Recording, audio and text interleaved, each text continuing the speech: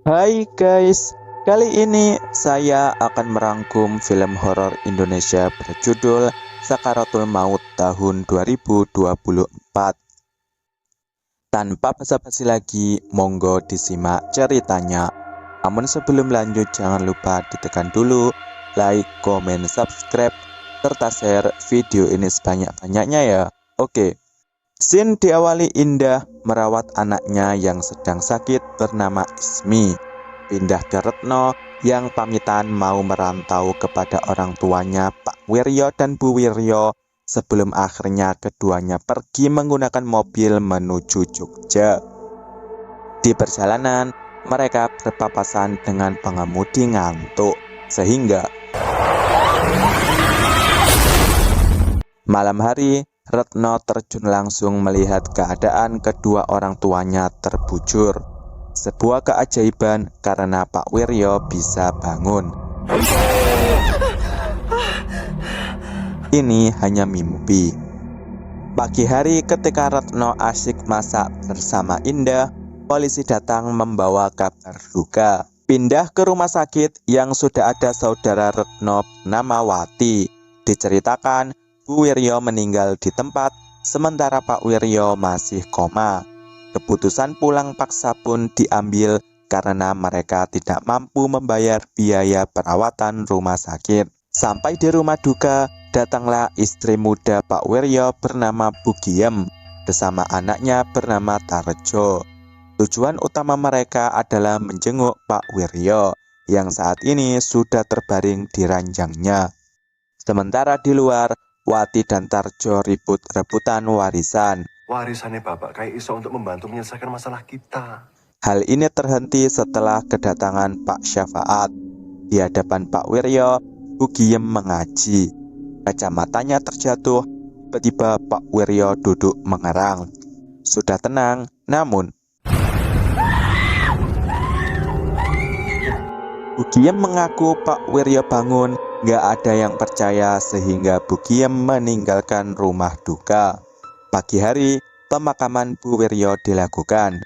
Hal gak pantas dilakukan Wati karena malah mencari surat wasiat Pak Wiryo. Aku baru dapat musibah, no. Bojoku kira anu gunane. Malamnya, tahlilan dilakukan di rumah duka dipimpin langsung oleh Pak Syafaat.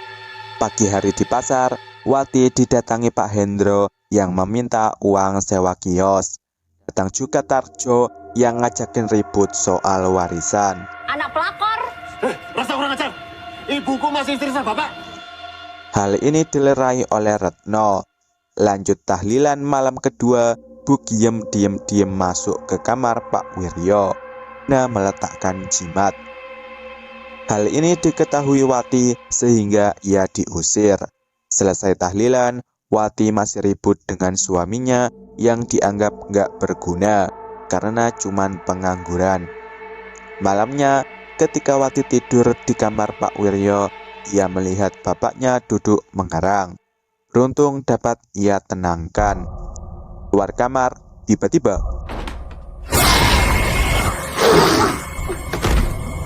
padahal Pak Wiryo masih tiduran di ranjangnya. Wati pun langsung membereskan barangnya pamit pulang. Dalam perjalanan sepinya, ia melihat sosok berdiri di bawah cahaya lampu. Wati pun lari, namun jalan semakin gelap. Pagi hari, Wati ditemukan dalam keadaan kehilangan nyawa. Hal ini membuat Retno semakin terpukul. Di sisi lain, Bu Giem didiagnosis terkena serangan jantung. Setelah mengantarkan dokter sampai luar, Tarjo melihat Pak Wiryo berdiri. Dia akan datang. Pindah ke Retno yang fokus nungguin Pak Wiryo sambil membaca Al-Quran. Ia nggak kuasa menahan tangis. Datanglah polisi yang meminta kesaksian Retno terkait kematian janggal Wati. Hal yang paling di-highlight adalah ancaman Tarjo. Tarjo bilang, semua akan ada balasannya. Sat-sat wat-wat, polisi langsung datang ke rumah Tarjo untuk menggeledah. Ditemukanlah sebuah kain dengan darah menempel. Gak bisa pak. Buktikan dulu pak itu mobil saya, Pak. Paniknya Bugiem menjadi kesempatan Tarjo untuk melarikan diri. Kejar-kejaran di hutan, Tarjo masih aman setelah bersembunyi di dalam sungai. Ia menyelinap ke dalam sebuah bangunan. Malam-malam, Bugiem datang ke rumah Retno. Ia mengaku jika Pak Wiryo memiliki pegangan jin. Ibu bawakan jimat itu untuk membuat jin itu pergi. Di sisi lain, di persembunyiannya, Tarjo dikagetkan seseorang lewat. Seseorang itu membenturkan kepalanya tiba-tiba. Tarjo mendengar suara Pak Wiryo sehingga ia mundur-mundur dan ditemui sosok. Tarjo melarikan diri ke gudang jerami, namun sosok itu tetap mengikut. Di rumahnya, Retno terbangun oleh teriakan Pak Wiryo yang mengaku sudah tidak kuat dan pengen tumbang. Retno pun menuntunnya mengucap tahlil. Dengar teriakan Ismi yang mengaku mimpi buruk. Sampai-sampai Ismi nggak mau tidur sendiri.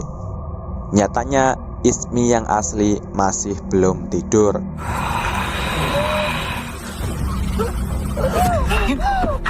Untung hanya mimpi. Retno curhat ke Pak Syafaat, ia hanya ingin Pak Wiryo tumbang dengan tenang. Menurut Pak Syafaat, jin itu pasti memiliki maksud tertentu, sehingga untuk mengetahuinya, mereka harus memanggilnya. Segala cairan yang dibutuhkan dipersiapkan. Kali ini Retno sendiri yang bertindak. Setelah membaca doa-doa, terjadi getaran hebat. Pak Wiryo bangun dengan jin yang sudah ada di belakangnya. Wiryo kui aku